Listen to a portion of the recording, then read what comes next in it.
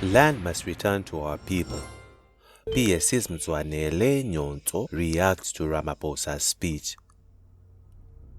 Pan-Africanist Congress of Azania PAC leader Mzwanele Nyhontso said his job as Minister of Land Reform and Rural Development to redistribute land to the people will start as soon as tomorrow after President Ramaphosa said land transfer will be prioritized.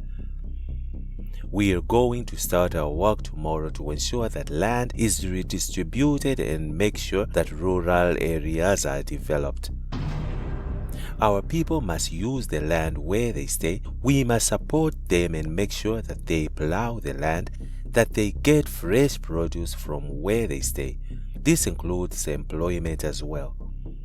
This was a reactionary statement by Nyhontso to President Cyril Ramaphosa's opening of Parliament speech at the commencement of the 7th administration. Ramaphosa delivered this opening of Parliament speech on Thursday night in Cape Town. During his speech, he said the Government of National Unity, GNU, would ensure that land transferred to the people as well as funding bumped into the land reform.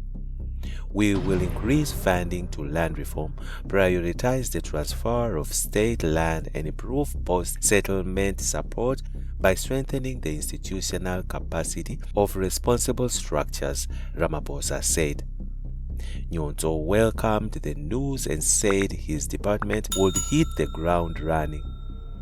He said he will push for amendments to the Constitution to address land dispossession.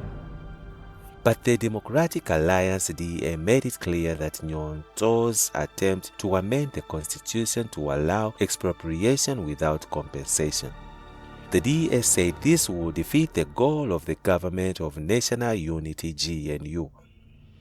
These comments are counterproductive and contrary to the spirit of the statement of intent that underpins the GNU, it said.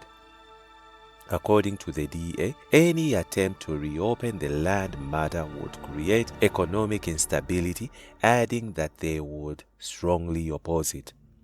The DA is committed to defending the Constitution and the Bill of Rights in its entirety. Parliament has already rejected proposals to amend Section 21 of the Constitution, the DA said. In the meantime, GNU is like apartheid, it will not survive, says Progressive Caucus.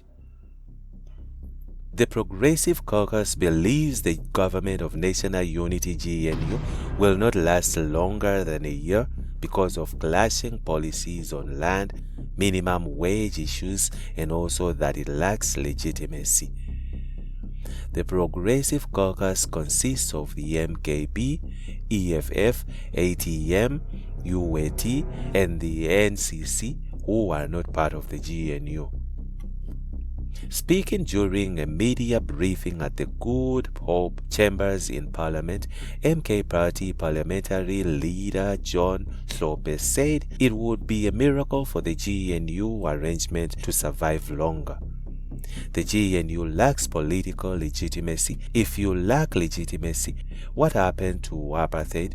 It was around for years, but it collapsed. Obviously, GNU will not be around for the longest time. It would be miraculous if they would survive longer than a year. Their policies are diametrically opposed, especially the ANC and the DA, when it comes to policies relating to poor people, Hlope said. According to Hlope, the DA opposed and rejected bills and policies that the ANC had introduced to uplift the lives of South Africans. We all know, for example, that the ANC has introduced a number of social grants and also the issues of minimum wage, and the DA is opposed to that. The marriage is not going to last, he said. Hlope shared the same sentiment as the Economic Freedom Fighters EFF leader Julius Malema that the GNU would not make it. GNU will not last long. I give it a year. If it goes beyond a year, it will be 2 years after the ANC's conference, Malema said. The caucus briefed the media as preparations of the opening of the parliament were underway. President Cyril Ramaphosa is expected to officially address the opening of the parliament on Thursday night. The caucus further reaffirmed its commitment to ensuring that the GNU is held accountable for all times. Hlophe stated that even though the caucus was established under the current administration, it will use more than just parliament as a vehicle to accomplish its goals of unseating the ANC.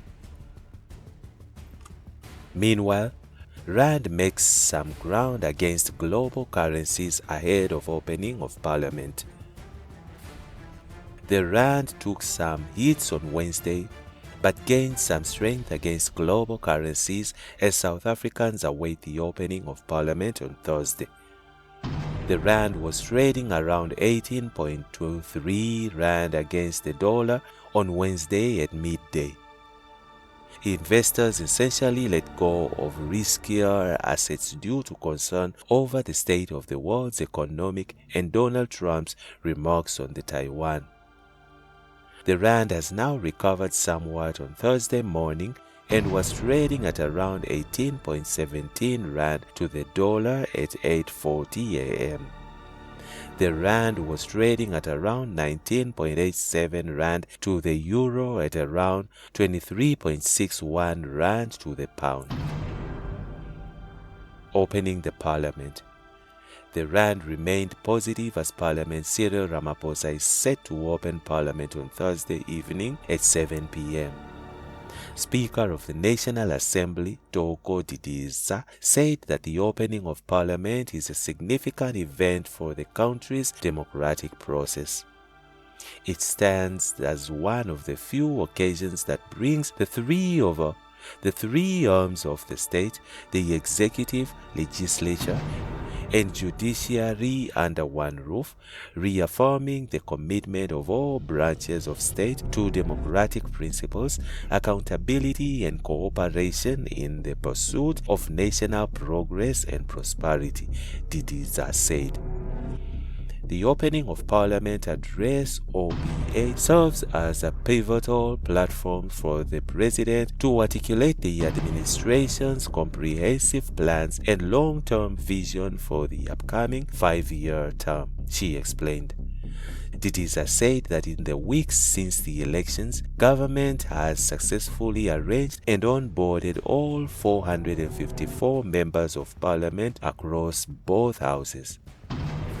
Government has also successfully convened the first sittings of the National Assembly and the National Council of Provinces and has concluded the elections of preceding officers of Parliament.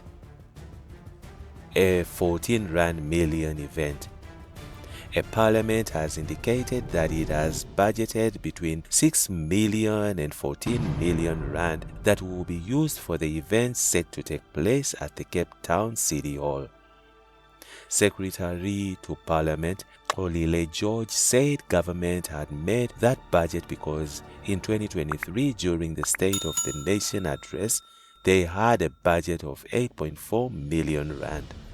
Secretary to Parliament Xolile George said government had made that budget because in 2023, during the State of the Nation address, they had a budget of 8.4 million Rand. And that's it from Injibs Network. Stay tuned to our celebrity and gossip news.